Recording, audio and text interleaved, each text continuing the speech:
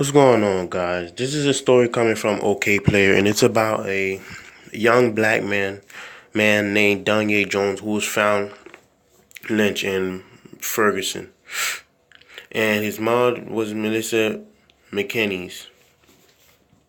Now we all know about these white supremacists and all that stuff, and all these attacks, the Darren Sills and all that stuff, all the people that killed out political activists. Now this was definitely a murder plot and a lynching. I'm going to read the article. And that's their mother. Ferguson activist Melissa McKinney's son found dead from alleged lynching. See how he put that alleged in there? By Elijah C. Watson. Melissa McKinney shared news of her son's death on Facebook. A Ferguson activist claims that her son was recently killed by lynching.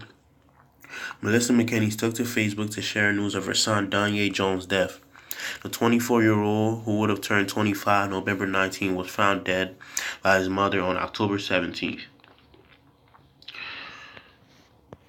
And they since deleted Facebook post. McKinney shared graphics, images of Jones hanging from a tree. The images have since been shared on social media. Unverified accounts from social media accounts that claim that police have ruled Jones' death a suicide. Here we freaking go again. This is the same thing about the people that was found. The guy that was hung over in Atlanta, I think one of the bridge, the Martin Luther King Bridge or something like that. All these things, they always rule it as suicide. McKinney's participated in numerous protests in Ferguson following Michael Brown's death. She was a former member of Ferguson grassroots activist group Lost Voices, according to Color Lines. Jones' death is reminiscent of the string of Ferguson activist deaths that have occurred since 2014. DeAndre Joshua was found in his car with 2 gunshot wounds to the head the night of the Ferguson verdict in 2014. 2 years later, Darren Sills was found dead with 2 gunshot wounds in the head. Just look at that. In his car, too. In both instances, the cars were set on fire. That's declared DNA or any proof from the ballistics and all that stuff. You know, the only thing you have to do then is get the teeth to identify the body. In 2017, Edward Crawford, the activist who became viral from an iconic Ferguson protest picture showing him grabbing an active tear gas canister fired from police and throwing the explosive back at them, was found shot to death in his car too. Police believe Crawford shot himself in the back seat of his car, either in an attempted suicide or by accident.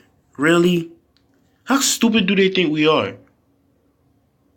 This shit is all plotted, executed murder plots, and it's following Crawford's death. Missouri State Senator Maria Chappelle Nadal claimed that a murderer was targeting activists in Ferguson on Twitter. No duh, and that's the tweet. We will update this story as more information becomes available. Now, oftentimes I always say, please, for those of you who like to go out, I'm an inside person. I don't really go out. In the neighborhood I live in, I pretty much know that it's not as dangerous as other neighborhoods are. It's a pretty quiet, subtle neighborhood. I'm not saying it's high class or anything, but it's like quiet. Now the street over, there's people who sell drugs there, but I don't mess around with them. Now, for those of you who love to go out, party, whatnot, please exercise your Second Amendment right. These people are not playing with you. Nowadays, a lot of black people like to party, think, you can hang your pants on hang your pants off your ass, that people will be scared of you. No, they will kill you. These people got AR-15s, AK-47, all different types of guns. What do you got? Skinny jeans and some freaking dances or anything like that. Some of you, I seen you barely even know how to fight. At least learn some martial arts or something. Now, like I said, I don't really go out or anything like that, so I don't really have to worry about the danger and all that stuff. But seeing that Amber Geiger woman come to the door and kill the guy, and that's exactly what she did, was plotted murder. Don't try to tell me otherwise. You have to be careful out here. I don't know how else to say it.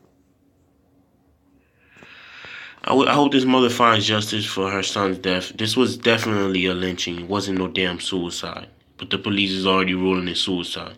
Isn't that crazy? Rest in peace to Danye Jones, and my condolences go out to her mother, Melissa McKinney.